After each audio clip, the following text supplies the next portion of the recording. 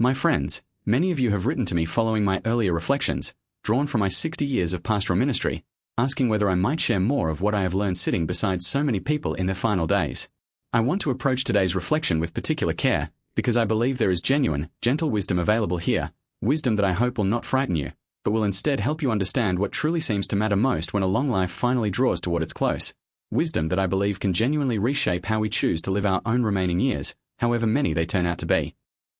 I have sat beside hundreds of dying men and women across 6 decades of ministry, and I want to tell you something that struck me profoundly early in my career and that has only deepened with each passing year. The requests people make in their final days are remarkably, strikingly consistent, regardless of their wealth, their profession, their particular faith tradition, or the specific circumstances of their life. I want to share 9 of these requests with you today, the ones I have heard again and again, in hospital rooms, in hospice care, in quiet bedrooms surrounded by family, because I believe understanding what people genuinely long for at the very end offers each of us a considerably clearer sense of what deserves our genuine attention while we still have time and health enough to act on it.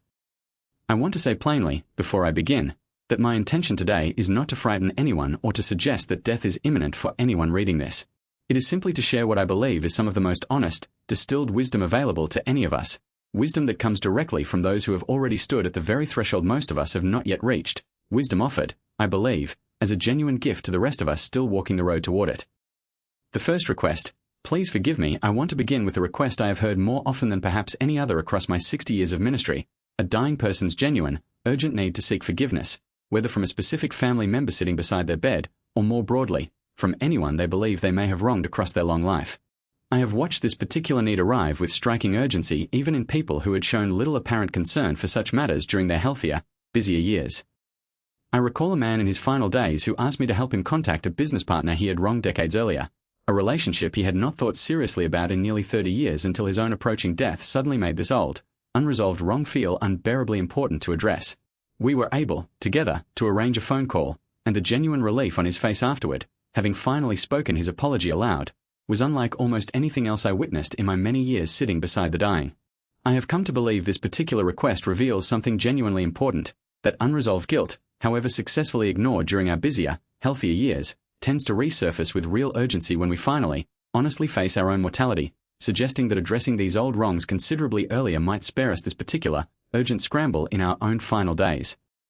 The second request, tell them I love them. The second request, heard with remarkable consistency, is a dying person's urgent wish that someone convey their love to a specific person, often someone not currently present, an estranged family member, an old friend, occasionally someone they had never fully expressed this love to directly during their healthier years. I recall a woman in her final week of life who asked me repeatedly to ensure her adult son understood how deeply she had loved him, a son she had, by her own honest admission, rarely told this directly during his own childhood and young adulthood, raised as she was in a generation that considered open emotional expression somewhat indulgent or unnecessary. I delivered this message to her son personally, and I watched him weep, telling me he had always hoped, but never been entirely certain, that his mother's love ran this deep. I have come to believe this particular request reveals a genuine, universal human longing to ensure our love is clearly known before we depart, a message worth delivering directly and often throughout our healthier years, rather than leaving its delivery to a chaplain's final, hurried visit. The third request, I wish I had spent more time with the people I love. The third request, offered as a genuine regret rather than a specific ask, is an almost universal wish that more time had been spent with family and close friends, considerably more often expressed than any regret about career achievements, financial success, or other markers many of us spend our healthier years pursuing so vigorously. I recall a successful businessman in his final days who told me, with genuine sorrow, that he could not recall a single business achievement that felt genuinely important to him in that particular moment, while every ordinary, seemingly unremarkable evening spent with his own children decades earlier felt, to him, like the genuine treasure of his entire life. I have heard some version of this exact regret so many times across 6 decades of ministry that I have come to believe it represents one of the most reliable, universal truths about what genuinely matters in a human life, a truth worth internalizing considerably earlier than most of us manage to internalize it. The fourth request, please don't let me die alone. The fourth request, expressed with particular vulnerability, is a dying person's genuine fear of dying entirely alone, without any familiar face nearby, a fear that transcends nearly every other concern once death genuinely approaches, regardless of how independent or self-sufficient a person may have been throughout their healthier years. I recall a man who had lived much of his adult life as a genuinely independent, self-reliant person, rarely asking for help or company from anyone, who nonetheless asked me, quite directly, during his final days, whether I could arrange for someone to simply sit with him through the night, admitting, with visible vulnerability, that he did not wish to face his own final hours entirely alone. I have come to believe this particular fear reveals something genuinely important about human need that our culture's emphasis on independence and self-sufficiency often obscures, a reminder that genuine companionship remains an essential human need right up to our very final moments, regardless of how self-sufficiently we may have lived throughout the healthier decades that preceded them. The fifth request: I want to see a specific person one more time. The fifth request, heard with striking frequency, is a specific, urgent wish to see one particular person one final time before death, often someone who has been estranged, distant, or simply out of regular contact. A wish that arrives with a clarity and urgency that considerably outweighs whatever old conflict or distance had previously kept this reunion from occurring. I recall a woman who had been estranged from her own sister for nearly 20 years, asking me, during her final week, whether I might help arrange one final visit, a visit that occurred only days before her passing and that both sisters later described, through tears, as one of the most important moments of their entire relationship, finally resolving decades of unnecessary distance in a single, tearful, forgiving conversation. I have come to believe this particular request offers perhaps the clearest possible confirmation of a lesson I shared in an earlier reflection, that old grievances and estrangements, however justified they once felt, rarely feel worth their original cost once genuine mortality finally comes into clear view. The sixth request: please make sure my affairs are in order. The sixth request, considerably more practical than the others but expressed with equal urgency, is a dying person's genuine wish to ensure their financial and legal affairs are properly settled, a wish that often arrives with considerable anxiety when these matters have not been adequately addressed during healthier years.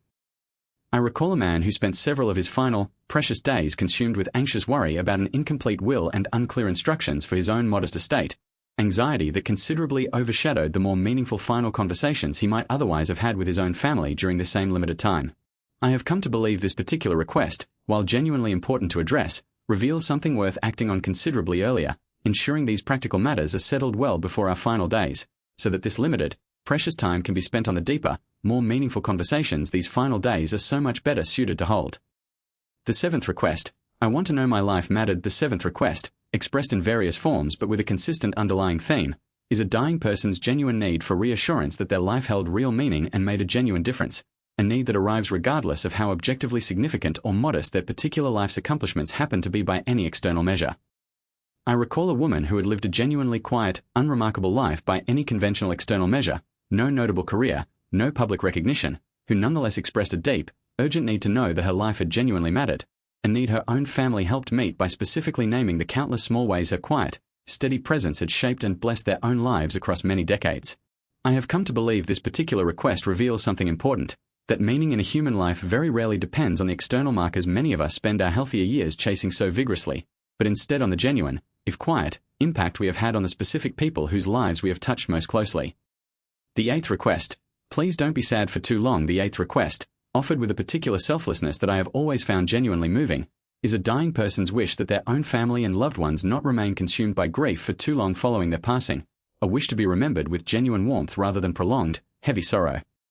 I recall a grandmother in her final days who told her own grieving grandchildren, gathered around her bed, that her greatest remaining wish was simply for them to continue living fully and joyfully, to laugh often, to build good lives, rather than allowing her passing to cast too long or too heavy a shadow over their own remaining years. I have come to believe this particular request reflects the genuine, selfless love that so often deepens rather than diminishes as a life approaches its close, a final gift offered specifically for the benefit of those left behind rather than for the dying person's own comfort in that final moment.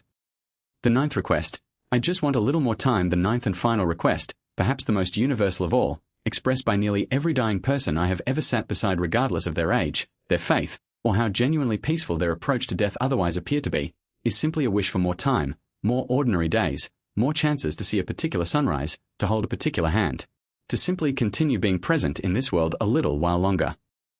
I have come to believe this final, universal request carries perhaps the most important lesson of all nine, a lesson I try to remember myself, even now in my own advanced age. The ordinary days we are currently living, the ones that so often feel unremarkable, even occasionally tedious, are precisely the days that nearly every dying person I have ever sat beside would give almost anything to have back, even briefly. This particular truth, more than any other I have gathered across 60 years of ministry, has shaped how I try to approach my own remaining, ordinary days, understanding them not as unremarkable time to be simply passed through, but as the exact same precious currency that dying people across my entire ministry have universally wished for more of. My friends, I want to close today by saying that I do not share these 9 requests to frighten anyone, but simply to offer what I believe is genuinely valuable, hard-won wisdom, gathered directly from those who have already stood at the very threshold most of us have not yet reached. I have come to believe that understanding these 9 requests clearly, while we still have health and time enough to act on them, offers each of us a genuine, practical guide toward living our own remaining years, however many they turn out to be, with considerably less regret than so many of the people I have sat beside in their final days. I think often of these many faces across 60 years of ministry, and I have come to believe their final requests, taken together, point toward a single, unifying truth. Forgive quickly. Say your love aloud, often, and directly. Spend genuine time with the people who matter most. Settle your practical affairs well before you genuinely need to. Trust that your quiet, ordinary life already matters, without requiring any grander external proof. And treasure each ordinary day you are currently living, since these are precisely the days that so many, in their final hours, wish desperately they could have back. Thank you so much for spending this time with me today.